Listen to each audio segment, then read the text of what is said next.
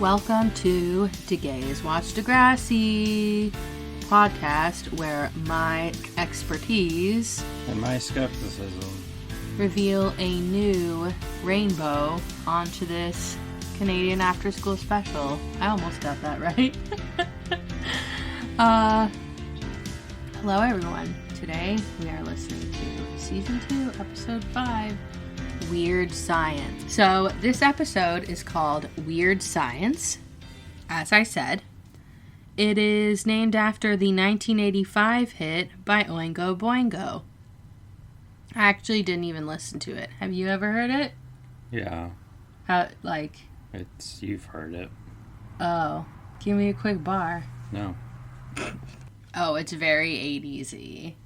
Doing, dang, dang, dang, dang kind of noises. Yep. It's on Spotify. Give it a listen. I also quite like the album cover. Yep. It's one of those 80s songs that's popular. Just like a lot of these titles. They really did well with matching the, songs with the themes of the episodes. But without further ado, let's get to the synopsis of Weird Science. Yep. Ooh! Dun dun dun dun. It's got that 80s vibe. Here's the synopsis.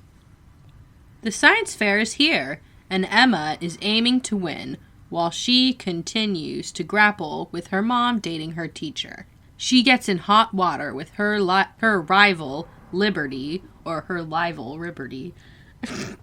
Liberty. When her classmates find out the truth. Spinner is in hot water himself because he is always in the red these days.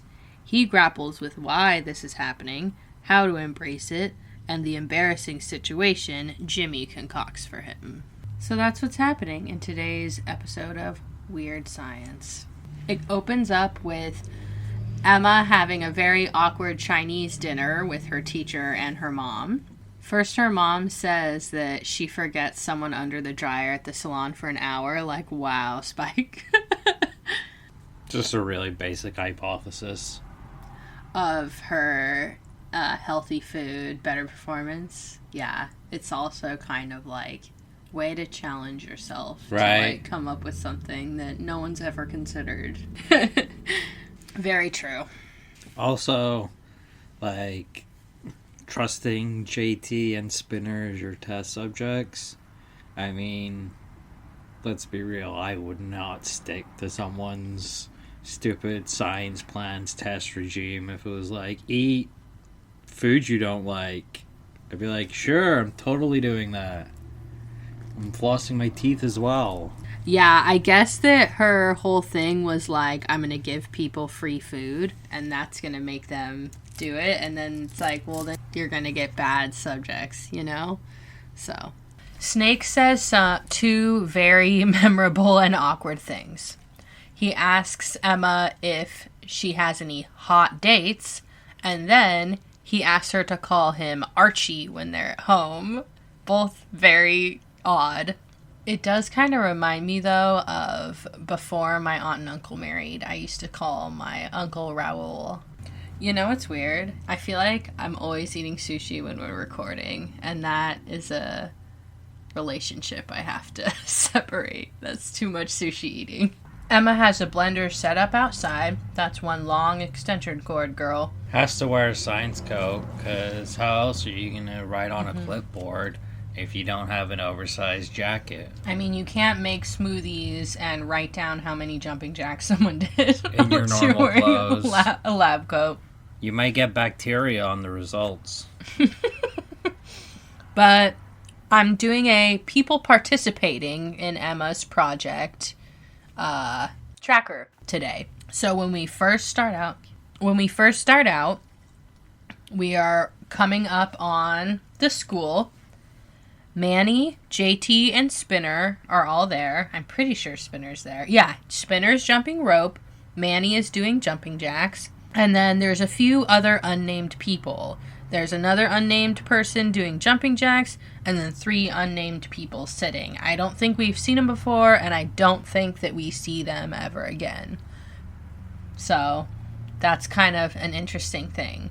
Later, there's a bunch of other people we do know on her on her project board, her 3-ply or whatever. Not 3-ply. 3-fold. Triboard. Yeah, her triboard. Thank you. 3-ply. But there's a bunch of people we do know there later, so it's kind of interesting that they have stand-ins now, but they take some of these opportunities to try to kind of make it seem like it's a real school with other people in it. Emma tells Manny about, supposed to call him Archie. They talk about Archie, Betty, and Veronica, who I didn't know a lot about, hearing this. Never have. So I did a tiny bit of research from archiecomics.com. Betty is the blonde, sweet, confident, and caring OG of Archie's affections, whereas Veronica is the rich center of attention, and there's like a love triangle. But Veronica has darker hair. I don't know if that's why Emma's like that's more my mom's type, but her hair was bleached back in Degrassi High. But ironically, we have a different kind of love triangle forming in the next scene between Jimmy, Spinner, and Ellie. Ellie's still rocking her classic look, triple ponytails, intense eyeliner. I just love it. Jimmy is asking Ellie out, and she very clearly says, "Your ex is my new best friend, so I can't date you." Yet throughout the episode, they talk about why Spinner was able to get Ellie and not Jimmy, and it's like, she told you guys, dumbasses, she can't date Jimmy because Ashley did. Hello. And you remember bringing your electric guitar to school, so wearing it on your back, having a nice 30-pound weight all day. Well, I mean, at least there's continuity, because later, in Craig's band, she plays the guitar. Oh, no, wait. She's the drummer then. I know. I love it. She does play guitar in the upcoming band episodes, though. And here we come up on the first extended scene. Spinner tries to subtly explain he has a boner. He says, "My bat, it's wood." And then in the deleted scenes, he says, "My banana," because he's eating a banana. He also mentions a girl walks by, and in the extended scene he says, "I hear her voice," or, he just mentions like it's the tiniest things that are setting it off. And he's sure it's the healthy food that he's eating. He also calls himself a sex superman. Does having lots of boners make you a sex superman? I don't think so. I do kind of like his outfit today, though. Interesting sleeve colors. I like those. And if he's gonna ask Miss Hasalakis if he can tell if his fake boobs are like their boobs. I do think it's kind of ironic that he's like, "I need help, come," and then he's like, "Help me fill my fake boobs." Like, what is going through her mind?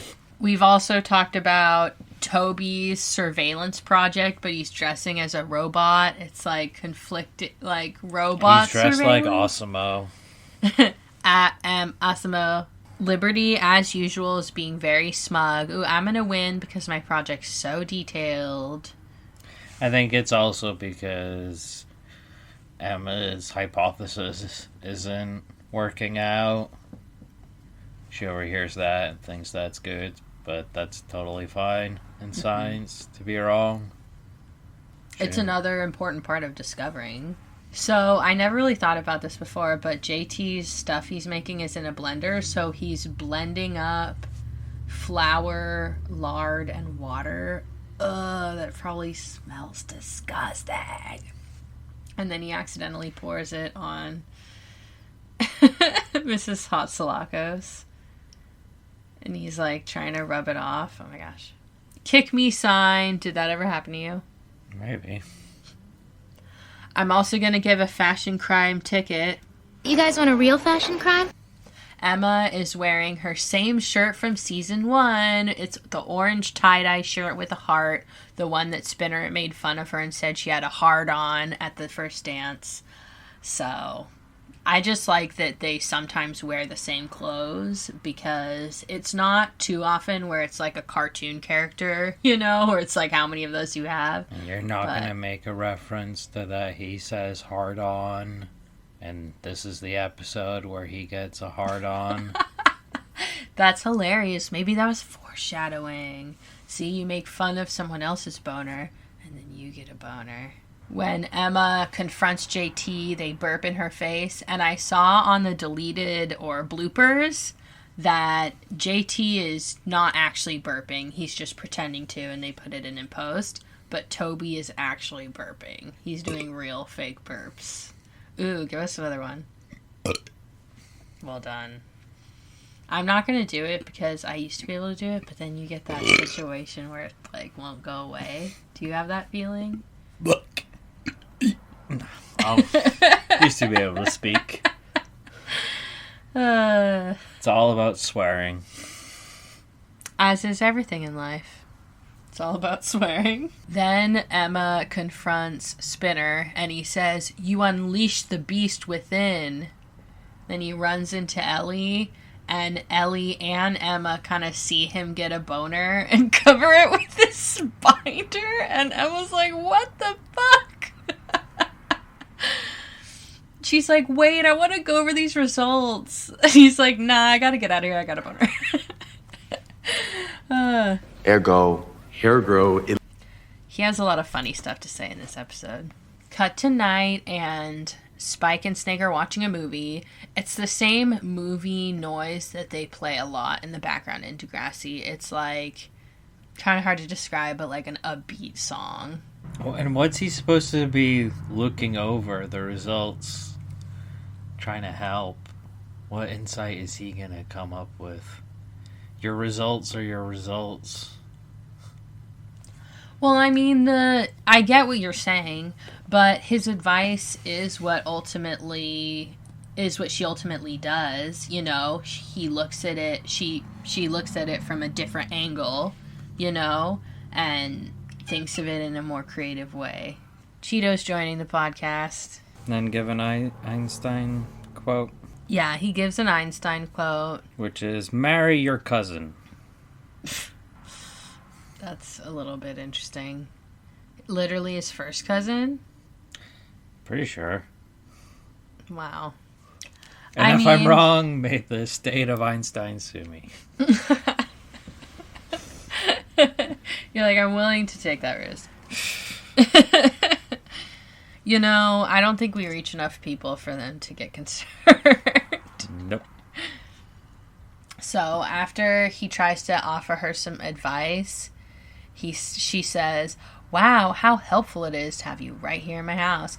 Emma just loves her little bitchy comments. I mean, to be fair, he's eating ice cream straight out their ice cream tub with his spoon. Could you imagine if a teacher did that to you? Like, came in your house with a spoon, your spoon, ate in your tub. It's like you can't even get yourself a bowl. You're just gonna bring the whole tub to the couch. I'd be like, when you're done with that, put it in the deep freezer. I'm gonna give it 7 days before I touch it again. I'd never touch it again. Just take that home with you. We're done with it. It's haram now. Ooh, okay. But you paused it at a cool moment because I didn't think about, I don't know if the ice cream is product placement, but there's definitely some deep product placement happening way behind them. 7 slamming spices. Yo, dog. Hey, don't get off of my fries, dog. So way behind them on top of the fridge is Oreo something and Quaker something. So that's a product placement I missed the first time around. All the different projects are really, a lot of them involve really intense props that you maybe would have had at this era, but we were already leaving the time of like, I have this ridiculous prop for my science project, you know? Like, for most of these types of things, I was already doing PowerPoints by the time, you know. Let's see. I wonder what the project with the flip-flops about. It's like right there. Both. Ryan Cooley. Oh, I see.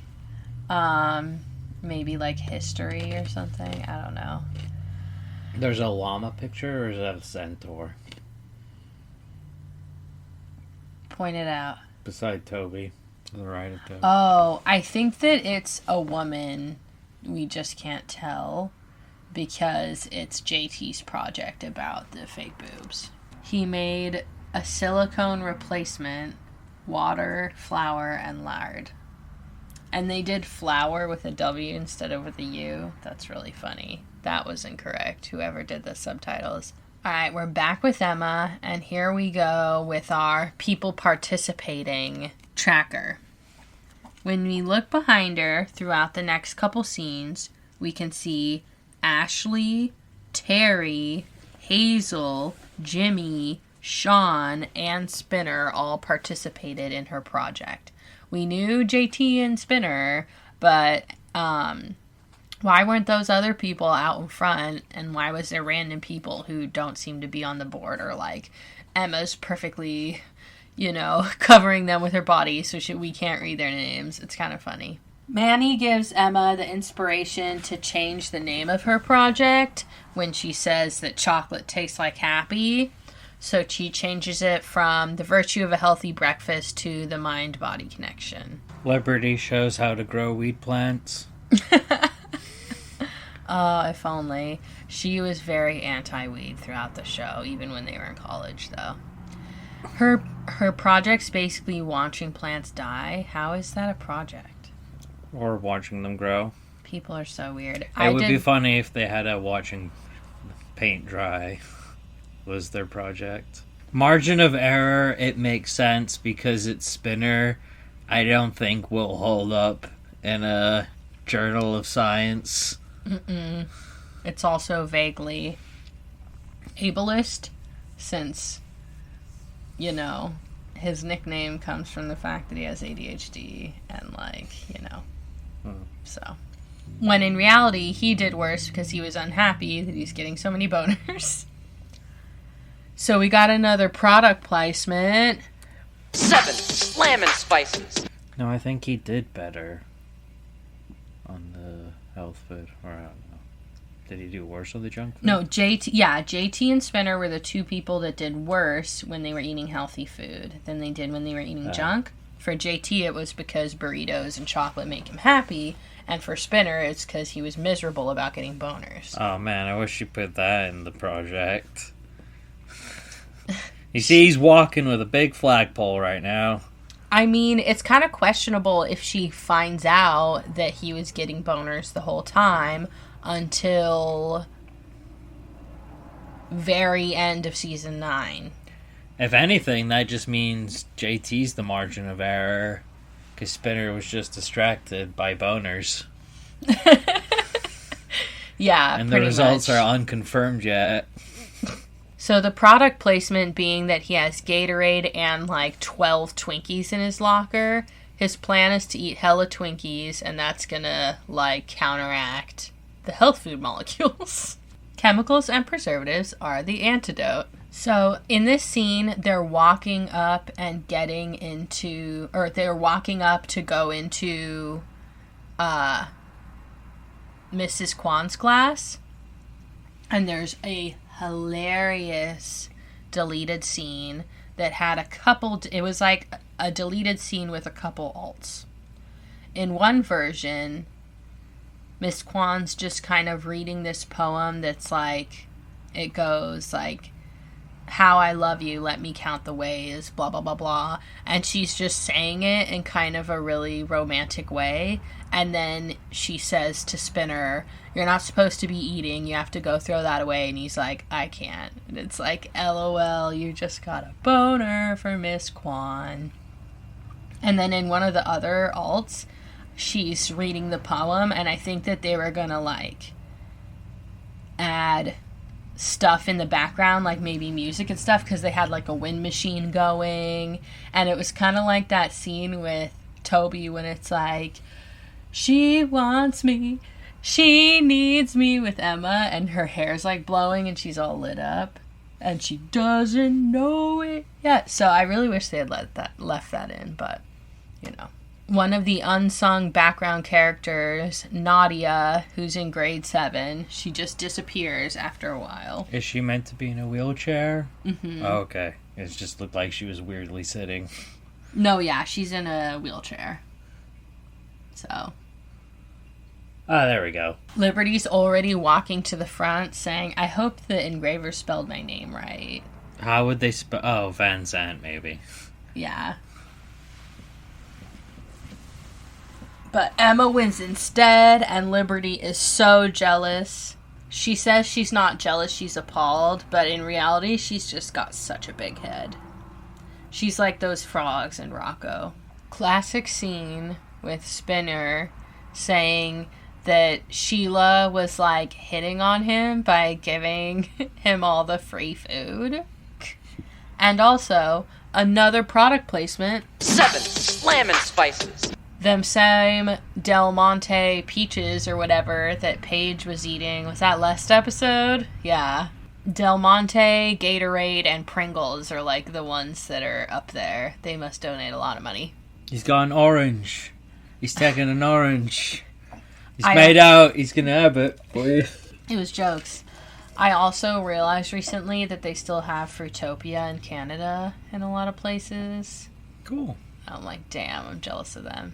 Ah, yes, the media immersion, where they're learning stuff that's completely pointless, out of date, and has no bearing on literally anyone's life. And I'm an IT tech, and I'm just like, what's this? You don't need to know what a front side bus is? No! You've never needed that? No, I haven't. But the whole point of this scene is that Emma and Manny are IMing, and Manny accidentally emails the whole class telling them that Snake and Spike are dating. Liberty is already plotting with her ugly fingernail color and is gonna bring us straight into the whatever it takes moment in a couple minutes. But first, Jimmy sees Ellie giving Spinner her number, which is pretty funny because, I don't know, it just doesn't seem right. Ellie and Spinner, that would have been a weird couple if that ever happened. You're right. Spinner doesn't get into a weird couple like him and Emma. Yeah, or even Darcy. Yeah, basically any. He only really made sense with Jane, to be honest. And then she went and screwed it up. But we haven't gotten there yet. I have feelings about it, though. Spinner says he's a lover, not a fighter, when Jimmy tries to fight him. Evolution class. Charles Darwin said, man must spread his seed to survive. Ergo, hair grow. One of the classic Spinner mispronunciations. And Jimmy says, dude, it's Darwin. There is no Durin. Spinner tells him he should eat health food. Then he could have gotten Ellie's number. Again, he wouldn't have gotten Ellie's number unless he could have gone back in a time machine and not dated Ashley. I don't get how they don't get that part. But they're just boys and, you know, they think what they think. But that leads us to the whatever it takes moment of the episode. Liberty decides to sort of debate Emma into trying to give back the award. He's biased, you know, Snake is biased in her favor, you know, and it should bother her because she's a woman of conscience. And it's like, Liberty, you just want the award. Do you apply lip gloss while looking sideways backwards in the mirror, like Manny? Is that a move? What was she doing? She was like putting it on like this. Sort of backwards. I mean, here. Honestly, it was probably so that the, like, angle was right so that you couldn't see the camera, if I had to guess. But I think she's also just completely, like, really to Liberty because she's such a bitch. Oh, I see it now. That is weird. See? I think it's because we're not supposed to know that... I don't know. They're doing an interesting thing where they're looking into the mirror backward and then they're filming them in the mirror rather than filming their faces. I'm guessing it's an angle thing they did so that you couldn't see the camera in the mirror, but it looks mad weird, not natural. Oh man, Emma just confronting so many people in this episode. Now she's confronting Snake about guys like him, you know, trying to bribe the kids. We're in English class or drama, English, drama. There's a lot of drama done in English. It's kind of interesting. And Jimmy's wearing a crown. I guess he's like the winner, the chooser of the day. For some reason, Miss Kwan lets him set up a porno scenario where Spinner's delivering a package and Paige has to sign for it, which leads us to the "it goes there" moment of this episode. This was a little bit of a less dramatic episode, so not as intense as some of our other "it goes there" moments. But Spinner tries to avoid Paige. Just take it and sign. Why don't you come in for a little drink? No, I can't, because I hate you. It's kind of hilarious because he's bad at acting, but also, like... I mean, he's bad, like, Spinner's bad at acting, but he's trying to just think about not getting a boner and it doesn't work. Miss Kwan makes him turn around even though he has a raging boner, and it's like, wow, Miss Kwan, bitch move. Also, I thought he was supposed to be broke. Why is he wearing an Obey shirt? Yeah. Also, he was wearing Volcom in the other episode, and it's like, I thought he's meant to be broke. Yeah, there's some things that they, like, add in later. It's not really convenient for him to be broke for the, like, plot yet, so he's not. They're back in the cafeteria. Jimmy's trying to cheer Spinner up, which is another one of our deleted scenes. They're talking about boners and stuff, and Jimmy tells him, you just gotta have a technique. When I get in your situation, I think about golf. Golf is so unsexy that it makes him not have a boner. I don't know, does it work that way? No. Sheila has a classic moment where she's talking about aphrodisiacs and said, I cooked clams up for my hubby, but all he got was gas. So funny. But she basically tells them it's all about hormones and to relax. Thinks it's Jimmy's problem and not Spinner's, which is pretty funny, but he doesn't really care. She says it'll pass and gives him a little, like, attaboy, like, chin bump thing with the fist, that old people thing. Where are they coming back from? They are coming from a wedding because she won the centerpiece. That's that thing she's holding. You win a centerpiece?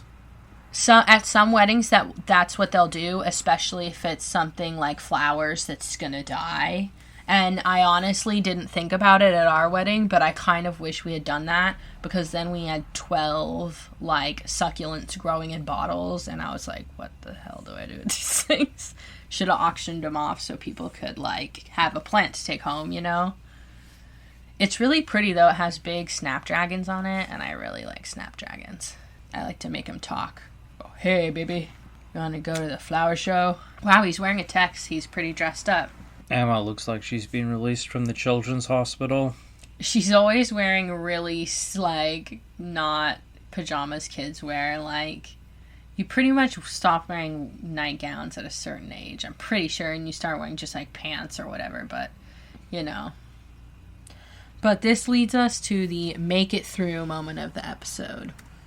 I know I can make it through. They have a heart-to-heart conversation. Emma is pretty good at these heart-to-hearts. She has a lot of them in the first few seasons. She says that she doesn't want to be treated like a little pet. He assures her that he's not going to treat her any differently, even though people think what they want to think. But she doesn't want to transfer out of his class, which is like kind of saying, you know, I like you as a teacher, basically, in not so many words.